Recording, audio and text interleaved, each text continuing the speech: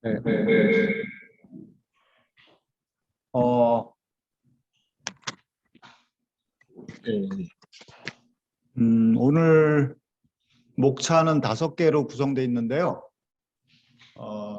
토지의 특수성, 우리나라의 부동산 투기공화국의 역사, 지금 토지 불평등의 현황, 해법으로서의 토지 배당, 신현사회를 위한 역사 철학과 신학.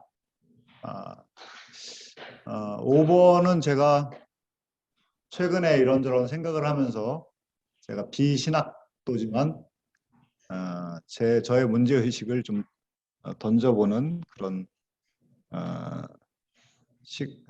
그거로 이제 마지막을 하려고 합니다.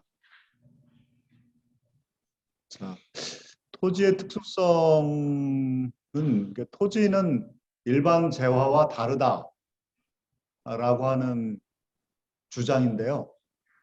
토지가 사람이 만든 일반 재화, 그건 인공물이라고 하고, 토지는 천연물의 대표인데 자연자원, 생태환경, 땅. 사실은 그 자연자원, 생태환경도 학문적으로는 토지라고 불러요. 근데 우리가 토지라고 하면은 그냥 딛고 있는 땅을 생각하는데, 재생산이 불가능한, 이게 이제 사실 일반 사회과학에서도 토지와 일반 재화, 토지와 자본을 구분하지를 않아요.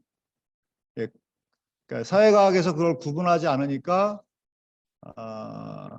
일반 신앙인들도 당연히 뭐 일반 재화로 주식으로 돈을 버나 부동산으로 돈을 버나 땅으로 돈을 버나 그 비슷한 거 아닌가 이런 생각을 하게 되고, 또 목회자들도 많이 그런 것 같고, 땅만 하나님의 건가 모든 게 하나님의 것이지 뭐 이런 식으로 해서 이제 물타기를 하죠.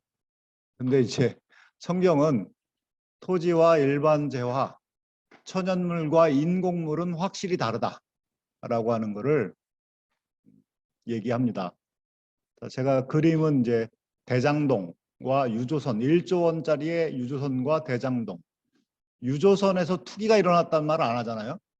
대장동에서 투기가 일어났다고 얘기를 하죠. 대장동은 특수한 위치죠, 위치. 땅의 가치는 위치가 결정하는데 위치는 또 사회가 만듭니다. 좋은 위치, 나쁜 위치. 유조선은 시간이 지나면 가치가 떨어지니까 그거를 굳이 사놓고 올라가길 기대하거나 이러지 않죠. 그걸 투기라고 부르는데, 근데 땅은 가치가 올라갑니다. 그래서 미래에 더 올라갈 거라고 예상하는 사람들이 하는 경제활동, 그걸 투기라고 불러요. 그리고 땅이 없으면 사람이 살 수가 없는데 유조선이 없거나 자동차가 없으면 조금 불편할 뿐입니다. 그래서 토지는 특수하다. 우리 박창수 목사님이 그래서 토지 평등권, 천연물에 대한 권리는 모두가 평등하게 누려야 된다라고 하는 결론이 여기서 도출이 됩니다. 근데 우리나라는 토지를 사적으로 소유하고 토지를 통해서 매매 차익을 누리고 다른 데 투자했을 때보다 더 많은 초과 이익을 누리는 그런 토지 사유제를 기본으로 하고 있어요. 근데 그거를 좀 뒤흔든 하나의 사건이 있는데, 해방 직후에 1950년도에 농지개혁을 단행해서 지주소작 관계를 500년 동안 이어온 지주소작 관계를 완전히 혁파합니다. 자장농의 나라로 됐죠. 농지개혁을 통해서 당시에 저희 할아버지도 당시에 그 소장농이었던 할아버지도 그때 땅을 받았습니다. 그래서 자영농이 됐습니다. 우리 할아버지가 가장 존경하는 대통령은 그래서 이승만. 이 박사를 가장 존경하다가 2010년도에 이제 돌아가셨는데, 이런 성공적으로 농지 개혁을 단행을 했는데요. 그것이 산업화에 교육열, 높은 교육열은 농지 개혁을 빼놓고는 설명이 불가능합니다. 소장농의 아들이, 소장농의 손자가 어떻게 대학을 갈 수 있겠어요? 제가 이제 이승만을 하도 비판적으로 얘기하니까 할아버지가 너가 대학을 간 것도 이 박사가 땅을 줘서 갔다 이렇게 얘기를 합니다. 예, 산업화의 중요한 기초였다라고 하는 겁니다. 그러나 이제 산업화가 본격적으로 진행되면서 투기가 일어나게 됐죠. 토지 사유제를 완전히 극복하지 못한 조처였기 때문에 농지개혁이라는 거는 가계도 부동산 투기를 통해서 그 불로소득을 땅에서 발생하는 불로소득을 누리게 됩니다. 그때 이제 주요하게 그 제도가 이제 분양가 상한제라고 하는 분양가를 다른 시장에 있는 아파트 가격보다 절반 가격에 분양을 하니까 일단 분양을 받게 되면 그리고 좀 일정 정도 보유하고 팔면 엄청난 시세 차익을 누리게 되죠. 정부는 또 이거를 개인이 그러니까 불로소득을 통해서 개인의 복지는 알아서 해라. 국가 복지는 확충하지 않는 개인이 알아서 자기의 복지를 책임지는 그런 거로 활용합니다. 그거를 뭐 근사한 말로는 자산 기반 복지 그렇게 얘기하는데 자산을 기반으로 해서 복지 자기가 알아서 하라는 얘기죠. 이 방식은 건설사에게도 큰 이익이 됐습니다. 예. 그리고 우리나라는 전세제도라는 게 있어서 집값의 30~40%만 자기가 갖고 있으면 다주택자가 될 수가 있었죠. 그리고 외환위기 이후에는 또 노동의 이중구조화, 그러니까 정규직과 비정규직, 그리고 대기업 노동과 중소기업 노동 간의 격차가 벌어지면서 좋은 일자리에 다니는 사람들은 금융에 접근할 수 있는 기회가 아주 많고 나쁜 일자리에 있는 사람들은 접근이 매우 어렵고 그래서 그것이 자산 격차로 더 벌어지는 결과를 초래했다고 볼 수 있습니다. 뭐 건설사는 정말 뭐 너무 쉽게 돈을 벌죠. 그러니까 선분양제도라고 하는 거는 건설사가 땅을 분양받기만 하면 건설 비용, 그 건물을 올리는 비용을 그 분양받은 사람들이 다 내기 때문에 땅을 분양만 받기만 하면 이제 녹아나는 겁니다. 그래서 분양받는 게 핵심이기 때문에 LH에서 땅을 분양받으려고 상업용지든 뭐 택지든 분양받으려고 벌떼 입찰 같은 거를 하죠. 입찰을 해서 당첨 확률을 높이려면 그거를 아주 잘하는 회사가 호반건설이라고 제가 알고 있는데 하여튼 여러 가지 회사 만들어서 합니다. 엄청난 초과이익이 예상이 되기 때문에 그렇죠. 자, 건설사는 이렇게 해서 돈 벌고 그러니까 지금 토지를 통해서 우리나라의 경제 주체, 정부, 기업, 개인 전부 이 땅을 통해서 돈을 벌려고 했었던 것이 지금 지난 50년간의 역사다. 자, 일반 회사도 그렇습니다. 일반 회사는 다른 나라하고 달리 우리나라는 개인이 갖고 있는 가게가 가지고 있는 부동산에 대한 세부담은 낮아요. 아니 높고 일반 회사들이 갖고 있는 그 부동산에 대한 세부담은 낮습니다. 보유세도 낮고 양도세도 그냥 그 법인세에 묻어서 내게 하고 그렇기 때문에 일반 회사들도 투기에 아주 열중이고요. 좀 이따가 살펴보겠지만 그래서 땅을 사는데 어마어마한 돈을 쏟아붓습니다. 예. 정부도 마찬가지로 불의한 정부일수록 부동산 투기를 부추겨서 거기서 나오는 돈으로 독재 정권을 운영하는 데 썼죠. 그게 이제 대표적으로 강남 개발입니다. 자, 학동이라고 하는 데는 63년에서 79년까지 1330배가 올랐어요. 예. 신사동도 1000배, 압구정동은 870배 이렇게 올라갑니다. 그러니까 눈이 뒤집히는 거죠. 예. 이 영화 보셨습니까? 강남 1970? 여기. 이거를 예. 농민 기본소득 하시는 분들은 반드시 봐야 되는데.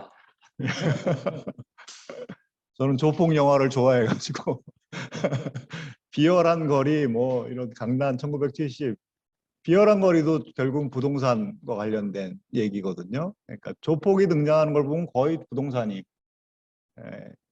거기서 이제 조폭이 또 먹거리가 나오는 건데요. 불패 신화가 이제 강남에서 시작됐고 그건 정부가 조장했다. 정부가 유신 정권이라고 하는 불의한 정권을 유지시키는데 썼다. 강남 1970에 자세히 아주 드라마틱하게 잘 돼 있고 손정목이라고 하는 학자 지금은 이제 돌아가셨는데 그분이 쓴 서울 도시계획 이야기에 이 내용이 아주 잘 나와 있습니다. 우리가 약간 헷갈려서 제가 여기 그림을 다른 어떤 학자가 그린 거를 제가 이렇게 오려가지고 여기 설명 자료로 가져왔는데요. 개발이 어떻게 일어나는지 잠깐 설명을 해보려고 해요. 그러니까 1단계의 토지 소유자, 그러니까 대장동을 한번 생각해 보십시오. 대장동 땅의 원주인이 있었습니다. 자, 그 다음에 이제 거기에 개발이 된다 이런 얘기가 보니까 자, 평당 50만 원짜리 땅이 100만 원으로 올라가는 겁니다. 자, 100만 원에 2단계에서 100만 원이 됐어요. 그러니까 개발 이익이 50만 원 생겼죠. 1. 자, 그러니까 택지 개발자, 뭐 LH라고 해보면 LH가 100만 원에 수용을 합니다. 사들입니다. 수용이라고 하는 거는 말이 좋아서 수용이지 뭐 재산권을 제약하는 거거든요. 판매 시기나 사용이나 이런 걸로 엄청나게 제약하는 건데 하여간 이 대장동에 땅을 갖고 있는 거기가 아마 무슨 성씨의 집성촌이라고 하는데 거기 땅 갖고 있는 사람들이 땅을 매입합니다.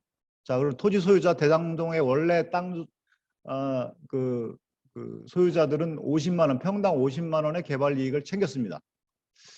자, LH가 조성 비용 거기다가 한 200만 원의 조성 비용을 들이면 조성 원가는 300만 원이 되겠죠? 예, 그런데 개발 이익을 또 붙입니다. 거기다가 한 200만 원 붙여가지고 판다. 주택 건설사에게. 현대건설에 팔았다라고 하면 현대건설이 500만 원에 파는 거죠. 자, LH는 200만 원을 벌었습니다. 자, 그리고 현대건설이 건설 비용, 거기다 주택 건설하는 비용을 보태서 건설 비용이 평당 500만 원이었다. 그러면 1000만 원에 파는 게 아니라 한 1,500만 원에 팝니다. 그래서 개발 이익 3, 1,500만 원 생기죠. 그리고 이제 초기 분양받은 사람이 5단계에서 주택 소유자가 생기는데 1,500만 원에 평당 분양을 받았는데 계속 올라가서 개발 이익 4가 생기고 또 그 다음 단계 매수인이 또 생기고 뭐 이런 구조예요. 그런데 이제 여기에 건설사, 뭐 LH, 그다음에 그 원래 토지 소유자 이런 사람들의 이해관계가 땅값이 계속 올라줘야 이 개발 이익의 규모가 증가하는 겁니다. 그러니까 공동 이해관계를 가지고 있죠.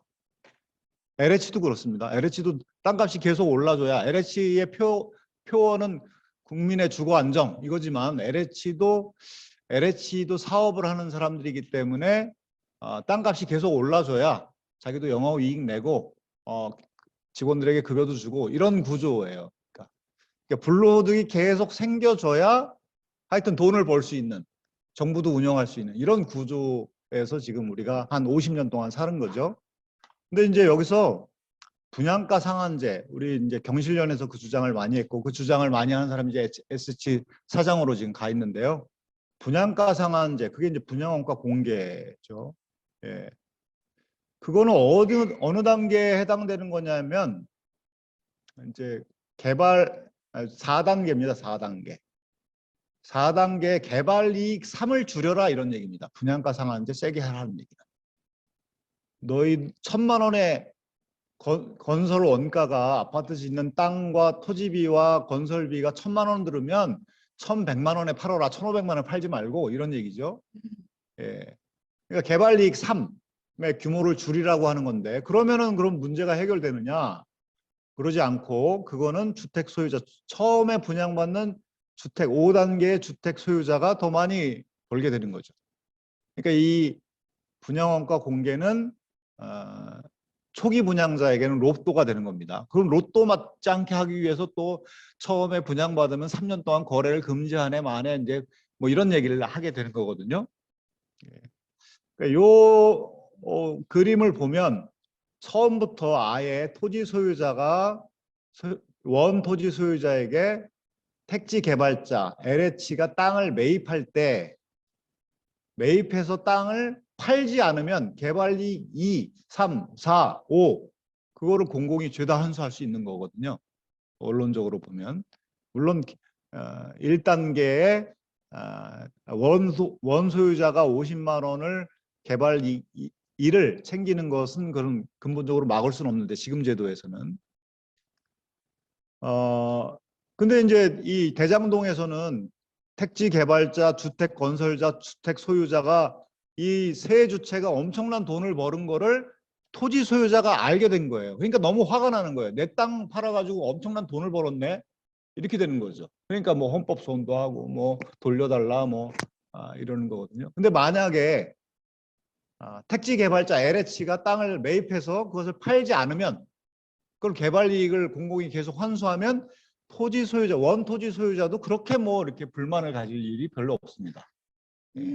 국민 주거 안정에 기여했구나 뭐 이렇게 생각할 수 있는데요. 하여튼 이 그림을 사람들이 많이 분양원가 공개를 하면 모든 게 해결될 것 같이 얘기를 많이 해서 그건 한계가 너무 있다 이런 얘기를 무슨 건설 개혁하는 데는 도움이 되지만 물론 초기 분양자에게 저가에 분양하는 것도 나쁘진 않죠. 건설사가 많이 먹는 것보다 초기 분양자가 많이 먹는 게 더 낫죠. 자, 불평등 현황으로 들어가면 우리 지금 방금 제가 말씀드린 거는 농지개혁에서 그 평등한 토지권 정신을 조금 실현했지만 그게 한계가 너무 많은 제도였고 그게 산업화와 도시화가 진행이 되면서 이 땅에서 발생하는 불로소득 환수 장치가 미비하기 때문에 토지 불로소득이 계속 발생했고 그거에 기대서 가게나 기업이나 정부가 사업을 해왔다. 그거를 제가 이제 말씀드리는 거고 그렇게 계속 하다 보니까 땅은 불평등하게 이제 소유하게 된 거죠. 자, 지금은 2021년은 우리나라의 땅을 소유하고 있는 세대는 61.7% 세대입니다. 그러니까 38.3%의 세대는 땅이 없는 거죠. 약간 세대가 늘어나기는 하는데요. 추세가 약간 늘어나는데 이거는 아마 집을 분양받고 또 상속하니까 상속하면은 조금이라도 갖고 있으면은 이제 땅 소유주가 되는 거니까 분산이 돼서 아마 그런 게 아닌가 싶습니다. 자, 이거를 그림으로 보면 저희 연구소에 이진수 연구위원이 이걸 그렸는데요. 100명이 산다. 이렇게 하면은 한 명이 28%를 한 명이 소유했고 이렇게 하고 땅이 없는 38명은 이제 밖에 있습니다. 밖에. 이 사람들은 어디서 살고 있을까요? 28%를 가지고 있는 그 사람 거기서 이제 새들어 살겠죠. 현대판 지주 소작 관계가 오늘날도 계속 이어지는 거죠. 자, 이런 그림을 볼 수 있고요. 그다음에 요거는 이제 상위 1%가 28% 가액으로 하위 50%가 1% 소유를 했습니다. 여기 보시면 이제 파란 선이 소유 비율인데 40%까지는 빵이잖아요. 빵. 파란 선이 제로에 붙어 있습니다. 그러니까 땅이 없는 세대가 40% 가까이 된다는 거고 50% 넘어서 약간씩 있지만 땅을 조금밖에 없는 사람들이 있고 이제 90% 넘어오면은 쭉쭉 올라가죠. 거인이 등장합니다. 자, 이것을 이제 수치로 나타난 게 지니계수라고 하는 건데요. 18년도에 0.809, 19년도에 811, 811, 812 지니계수는 오히려 증가했습니다. 지니계수는 아시는 것처럼 1에 가까울수록 불평등하고 0에 가까울수록 평등한 건데 보통 0.6을 넘으면 매우 불평등하다고 하는 건데 지금 0.812에 있고요. 다른 자산하고 비교해보면 다른 자산은 0.602 정도 되는데요. 땅의 불평등도는 더 심하다는 것이죠. 법인도 마찬가지입니다. 법인이 우리나라의 법인 한 100만 개의 법인 중에서 땅을 갖고 있는 법인이 30만 개가 좀 넘는데요. 상위 1%, 3%, 1%가 82.1%를 가지고 있습니다. 그러니까 개인도 개인 토지 소유 불평등보다 법인의 토지 소유 불평등이 훨씬 높다. 그리고 희한한 게 우리나라는 개인은 계속 땅을 팔고 있고 법인은 계속 땅을 사들이고 있어요. 예. 돈을 많이 씁니다. 그러니까 일반 회사들이 땅을 통해서 돈을 벌려고 하는 거죠. 그러니까 불로소득이 계속 발생하는 그 체제에서 법인도 사업을 하기 때문에 개별 법인 입장에서는 땅을 통해서 돈을 버나 상품을 팔아서 돈을 버나 매출액은 똑같기 때문에 가장 그 합리적인 의사결정을 하는 거죠. 개인도 그렇지 않습니까? 내가 주식을 살까 아니면 집을 사놓을까. 개인의 입장에서는 그 더 많은 이익을 가져다 주는 게 집을 소유하는 거고, 법인의 입장에서는 기술 개발하는 것보다 땅을 보유하는 게 더 나을 것 같다. 그게 더 이익이 되니까. 이제 그렇게 개별 경제 행위자의 입장에서는 그게 굉장히 그 이익이 많이 나는 방법이지만 전체 모아놓고 보면 그거는 굉장히 해를 주는, 그리고 땅이 없는 사람, 땅을 조금만 갖고 있는 사람들에겐 더 많은 착취가 일어나는 제도. 자, 우리나라의 법인이 이렇게 다른 나라보다 9배나 많은 돈을 땅을 사는 데 쓰고 있어요. 9배 정도에만. 토지 순구입이라고 하는 거는 땅을 사기도 하고 팔기도 하는데 다른 나라의 자료를 보면 제로가 많아요. 마이너스도 많아요. 그 해에는 그러니까 땅을 많이 팔았다는 거예요.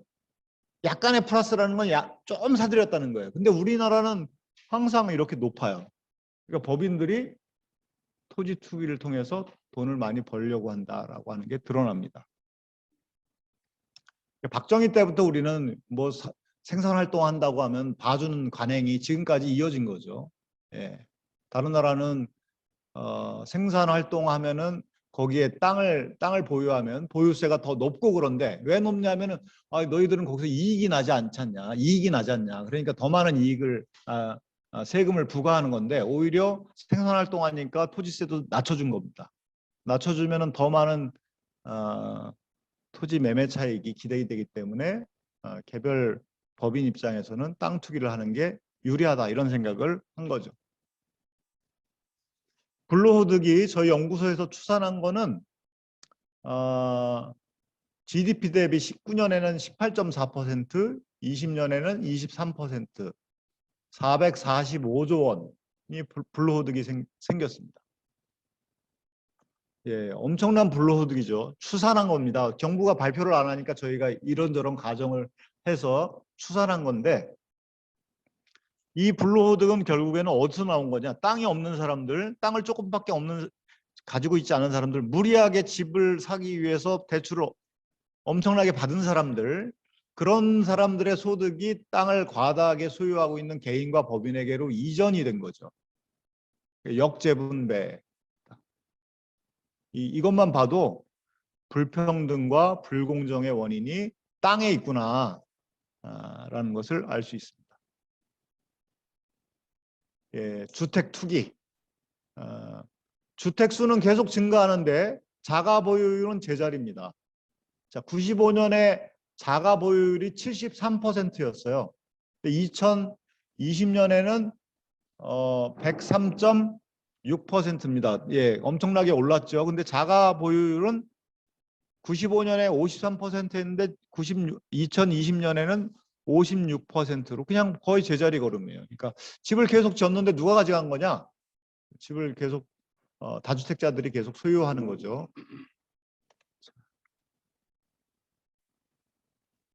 네, 제가 자주 사용하는 그림인데요. 네, 경기도 용인 시장 했던 사람이 지금 법정 구속됐던데, 정찬민 씨가 여기에 연루돼 있는지 제가 알 수는 없지만, 하여튼 여기 용인에 임야를 깎아가지고 택지를 만들었어요.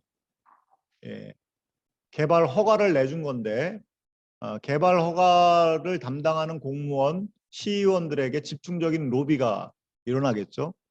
이 임야 주인은 왜 이거를 땅을 임야를 택지로 전환하려고 할까? 경제적인 동기죠. 임야로 있을 때 가격과 집을 지을 수 있는 땅으로 바꾸면은 돈을 많이 벌 수 있으니까. 만약에 집을 지을 수 있는 땅으로 바꿔도 돈을 별로 벌 수가 없다. 대부분 공공이 환수한다. 땅값이 올라간 가치를 공공이 환수한다. 그러면은 이 땅 주인은 그렇게 안 하려고 하겠죠. 자, 재건축, 이제 멀쩡한 아파트를 재건축하려고 지금 시동을 걸고 있습니다. 과천에 어떤 아파트가 성공을 했는지 경축 이렇게 했는데 조합 설립, 재건축이 되도록 하겠다. 이런 아파트를 부시면서 새로 짓고 그러면서 또 환경, 생태 환경이 파괴가 되고 그러니까 이런 잘못된 토지제도, 그러니까 평등한 토지권 사상, 토지 평등권이 허물어지면서 생태 환경도 이렇게 탄식 소리를 내고 있다. 거기에 살고 있는 사람들도 불평등이 심해서 너무 고통을 받고 있다. 또 불로소득을 얻기 위한 온갖 부정부패가 있고 조폭들도 펼치고 있다. 뭐 상당한 원인이 여기에 지금 있다는 겁니다. 네, 자산 양극화, 생태환경 파괴, 투기에 몰두하는 기업, 공직자들의 부패. 결국에는 우리 사회의 지속 가능성을 위협하고 있다.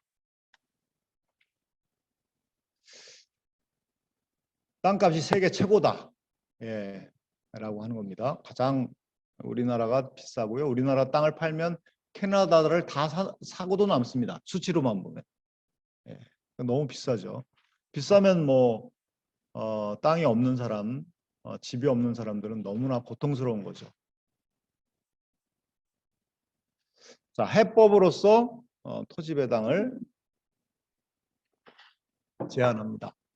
토지 배당은 땅을 골고루 나눠주는 게 아니라 농지개혁은 농사 짓는 사람이 이제 땅을 소유해야 되고 모두 농사 짓는 농업이 주업인 그런 사회에서는 농지를 소유하는 자체가 중요하지만 토지 배당은 모든 사람에게 땅을 골고루 직접 나눠주는 게 아니라 토지에서 발생하는 이익을 세금으로 환수해서 그 이익을 모두에게 나누겠다라고 하는 겁니다.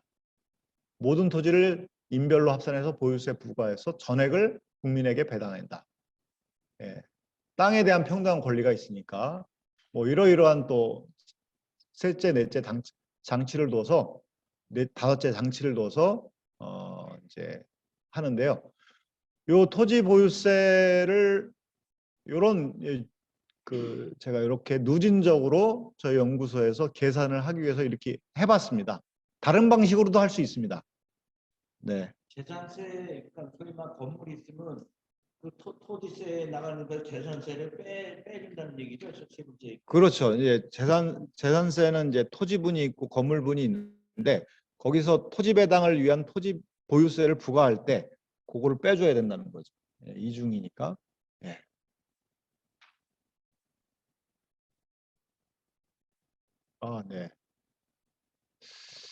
토지 보유세를 강조하니까 이제 그거는 뭐 당신 생각 아니냐 이렇게 얘기할 수 있어서 권위를 빌려갖고 제가 얘기합니다. 스티글리츠라는 사람이 모든 종류의 지대, 뭐 지대의 대표가 토지에서 발생하는 이익, 토지 사용에 대한 대가, 지대입니다.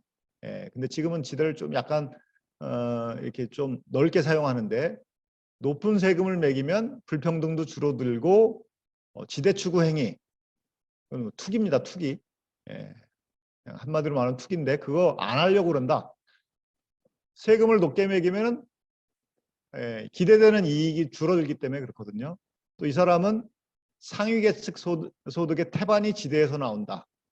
땅에서 하여튼 다른 독점에서 발생한다. 이렇게 얘기합니다.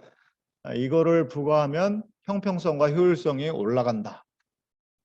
자, 올라가서 저희가 50만 원, 인당 50만 원을 주는 것을 모형을 만들어 본 겁니다. 50만 원으로 만족할 수가 없죠. 더 줘야 되는데 일단 여기서부터 시작해 보자. 자, 그래서 자, 땅이 없는 세대 38.8%의 세대는 한 40% 가까이 세대는 땅이 없으니까 그냥 받는 것만 있죠. 50만 원. 자, 땅을 갖고 있으나 부담보다는 이익이 많은 세대가 자, 그 다음입니다. 예, 54%에서 56%. 저희가 계산해 보니까 그렇습니다. 자, 5에서 7% 세대는 당연히 부담이 늘어납니다. 그러니까 저 5에서 7% 세대는 지금까지 과대하게 토지 이익을 누린 거고요. 40% 세대는 하나도 못 누린 거예요. 지금까지 권리가 있었는데도 불구하고 이것을 교정을 하는 겁니다. 좀 더 구체적으로 제 친구 이름이 이명재고 그 친구가 시가 10억에 공시가격 7억 원 1주택자입니다. 이렇게 저렇게 계산을 해보면 이명재는 40만 원을 더 내야 됩니다. 제 명재 부인인 김경애는 받습니다. 자녀 1, 2도 받습니다. 다 계산해 보면 110만 원을 더 받습니다. 그러니까 1주택자들은 대부분 이익이 되죠. 좀 더 구체적으로 무주택자인 경우에는 배당액이 150만 원, 4인 가구는 200만 원, 쭉쭉쭉쭉. 자, 주택 7억 원, 그러니까 공시가격이 7억 원이다. 시가가 10억 원이다. 라고 하면 3가구는 60만 원 혜택, 4인 가구는 110만 원 혜택. 자, 맨 오른쪽에 보시면 주택 시가 6억 원, 9억 원, 농지 시가 2억 원 소유하면 순수해가 3인 가구에는 65만 원, 4인 가구는 115만 원이다. 이건 아닙니다. 이렇게 지금 법을 만든 것도 아니고 대부분 과다하게 보유하고 있는 사람은 이제 내는 게 많고 팔라 그러겠죠. 그러면 이제 가격도 떨어지고 여러 가지 좋은. 이 토지 배당을 우리가 다양하게 설계할 수 있는데요. 제가 안을 하나 들고 온 거고요. 이거를 성공하면 농지 개혁보다 더 이렇게 효과가 좋다. 농지 개혁은 산업화와 도시화 과정에서 이 토지 투기에는 속수무책이었거든요. 토지 배당제가 제대로 정착되고 한번 정착이 되면 이거는 후퇴하기가 불가능해요. 이미 이해관계가 형성이 됐고 더 많은 예전에 종부세든 재산세든 이 세금은 부담하는 사람은 별로 안 좋아하고 부담 안 하는 사람은 그런가 보다 하고 쳐다보는 이런 거였지만 이 제도는 90% 가까이가 혜택이 되기 때문에 한번 경험을 하면 그 정책이 이것을 더 지속시키자 내지는 더 많이 환수율을 높이자 이렇게 할 수 있습니다. 대한민국의 국민으로서 자긍심을 갖게 해줄 거다. 투기 때문에 막대한 손해를 입은 국민들, 땅과 집이 없는 사람들, 이런 사람들이 혜택을 누리면서 부동산 투기도 차단할 수 있는 기획이다. 네, 참고. 이거는 제가 박경철 우리 충남연구원의 농민기본소득을 열심히 하시는 분의 발제문을 제가 참고해서 작성을 했습니다. 여기에 이제 토지 배당에 농민 기본소득도 추가해야 된다. 그래야지 생태적 전환이 가능하다는 겁니다. 마중물이 될 수 있다. 우리나라의 1인당 농지 면적은 우리나라보다 미국은 15배 많고 농지가 굉장히 지금 줄어들고 있고 작다는 겁니다. 그리고 절대 농지가 40%밖에 안 된다고 해요. 80%로 올려야 된다. 절대 농지로 지정이 되면은 땅값이 떨어지겠죠, 당연히. 그리고 농민이 원천적으로 소유할 수 있게 된다. 그러니까 도시인들이 시골의 부모님들이 상속해주는 땅을 농지를 상속받지 못하게 해야 된다. 제가 알고 있기로는 독일이 이렇게 하는 거로 알고 있어요. 예. 그러니까 뭐 그 공사가 이제 매입을 하게 되는 거죠. 이렇게 하면서 확실한 농민기본소득, 토지 배상 플러스 확실한 농민기본소득을 통해서 농지개혁을 추진할 수가 있다. 그 농지 그 개혁을 하게 되면 결국에는 그 농지 가격이 떨어지기 때문에 농민 저항은 당연히 증가할 테고요. 근데 여기에 농민 기본소득을 보장을 하게 되면 안정적으로 추진할 수 있고, 그러니까 농민들이 농지를 보호하려고 하지 않는, 제 고향이 화성 8탄인데 거기에 제 아는 형님들이 농사 짓는 형님들이 보면 자기가 가지고 있는 논과 밭이 계속 논과 밭으로 남아있는 거를 별로 원하지 않아요. 계속 딴 거로 빨리 이거를 택지로 바꿔야 되는데 어떻게 바꿀 수 있지? 시의원하고 논의하고 그렇습니다. 그게 뭐 이익이 되니까, 농사져 가지고는 별로 돈이 안 되니까. 예. 그러니까 농지 가격 상승을 통한 개혁이 아니라 농민에 대한 존중을 통해서 농지 개혁을 촉진할 수 있다. 예.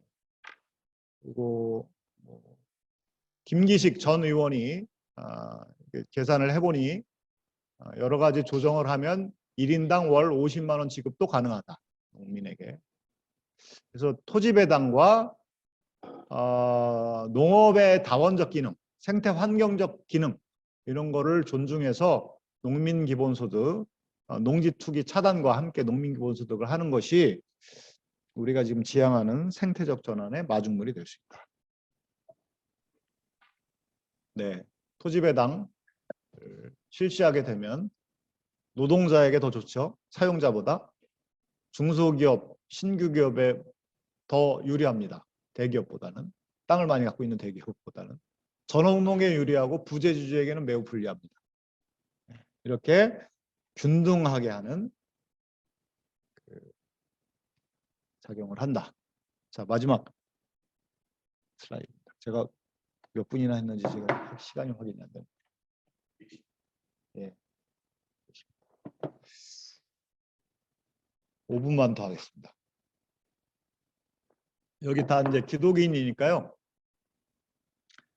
희년을 우리가 뭐 문자적으로 접근해서 꼭 땅의 문제와 결부시킬 필요는 없다고 생각합니다. 친연의 부채 문제, 뭐 노동의 문제, 여러 가지 문제 있지만 인간을 고통 속에 빠뜨리는 모든 이 나쁜 제도 이런 걸 극복하려고 하는 거, 가난하고 억눌린 사람들과 함께 하려고 하는 것이 저는 희년을 실천하는 길이라고 보는데요. 근데 지금의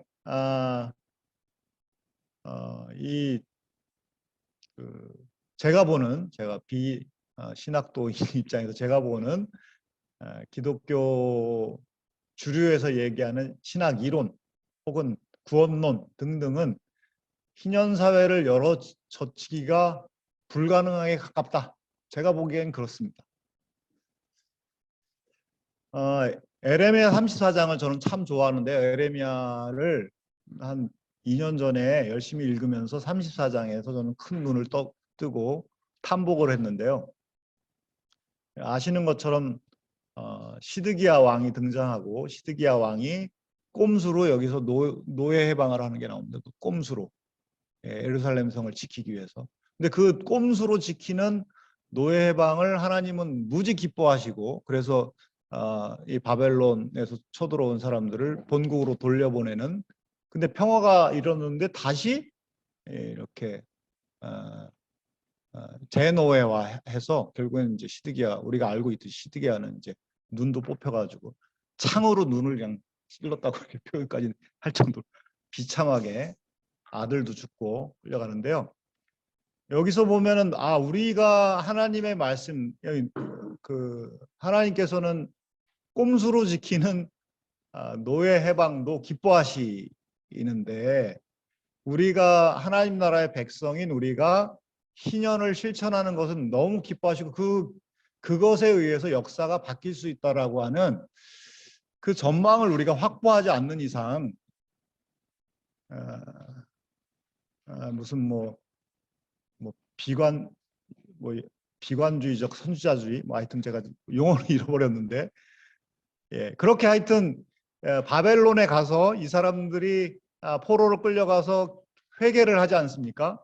그리고 거기서 이제 모세오경과 역사서를 완성을 하는데 거기서 자기네들이 그 잘못한 것을 회개하고 말씀 앞에서 회개했을 때 고레스 칙령이라고 하는 역사 그리고 1세기부터 300년대 초까지 그리스도인들의 놀라운 희년 실천이 결국 밀란 칙령이라고 하는 칙령 가장 유명한 칙령이 고레스 칙령과 밀란 칙령인데 이 칙령이 발표된 거는 결국에는 하나님의 말씀을 실천하고 회개하고 실천하는 것이 원동력이 돼서 한 거다. 성경은 이렇게 얘기하는 것 같아요. 그러니까 우리의 지금의 실천이 차 목사님의 이런 실천이 역사를 바꿀 수 있다라고 하는 것이 성경이 말하고 있다. 그게 바로 역사 철학이다. 성경이 말하고 있는 이런 것을 우리가 공유하고 이거를 확산시켜야 되지 않느냐. 우리가 뭐 안 될 것 같은데 하나님이 하라시니까 한다. 뭐 이런 게 아니라 이 세상은 뭐 망할 것 같은데 하나님이 하라고 성경에 쓰여 있으니까 한다. 이렇게 비관주의적인 게 아니라 더 역사 철학은 그렇고요. 자, 구원론도 저는 이제 문제 제기를 강하게 하는 편인데요. 지난번에 우리 박 목사님이 발표할 때도 제가 짧게 언급을 했었습니다. 희년법을 토지법 하여튼 뭐 이것을 실행하는 것이 구원과 연결이 돼 있다라는 것을 해야 구원받은 하나님 나라의 백성이 희년을 실천하면 상급이 많고 실천하지 않으면 개털모자고 구원받는 데는 아무 문제 없다. 이런 구원론은 저는 이제 사형리 구원론이라고 제가 했는데 제가 CCC에서 신앙생활을 시작했지만 파산을 해야 된다. 사도행전에 보면 희년을 놀랍게 실천을 하잖아요. 실천하는 이유가 당연히 회개의 열매인데 회개를 무슨 회개를 했을까? 이 사람들은 희년을 실천하지 않는 걸 회개했으니까 희년을 실천한 거다. 이렇게 하는 게 논리적으로 저는 맞다고 보는데요. 그 해석, 사도들이 그렇게 가르쳤는데 사도들이 그렇게 가르친 해석은 예수님께 배웠고 그 해석을 사도행전은 하나님의 말씀이라고 했습니다. 하나님의 말씀은 뭐 이렇게 하나님이 사람에게 이렇게 말해준 게 아니라 사도들의 구약 성서 해석이죠. 그게 흥왕했다, 왕성했다 이런 건데 그 말씀이 이제 복원되어야 되는 게 아니냐. 그렇게 했을 때에 큰 성 바벨론도 무너진다라고 하는. 그러니까 오늘날 우리 소수가 모여서 이렇게 희년에 대해서 얘기하고 토지에 대해서 얘기하고 우리가 실천할 수 있는 다양한 방안들을 우리가 이제 논의를 할 텐데 이런 시도들이 뭐 안 될 것 같아 뭐 어디 이런 게 아니라 이런 시도들을 하나님이 활용하셔서 위대한 시대를 열 수 있다. 그것이 구원의 삶이다. 희년과 샬롬의 삶을 사는 것이 구원의 삶이다. 그 삶을 살지 않는 것은 구원이 아니다. 라고 하는 구원론이 본격적으로 전개돼야 저는 새로운 역사를 열 수 있다. 라고 생각을 했습니다. 네, 이거는 뭐 저의 생각입니다. 네, 발제를 마치겠습니다.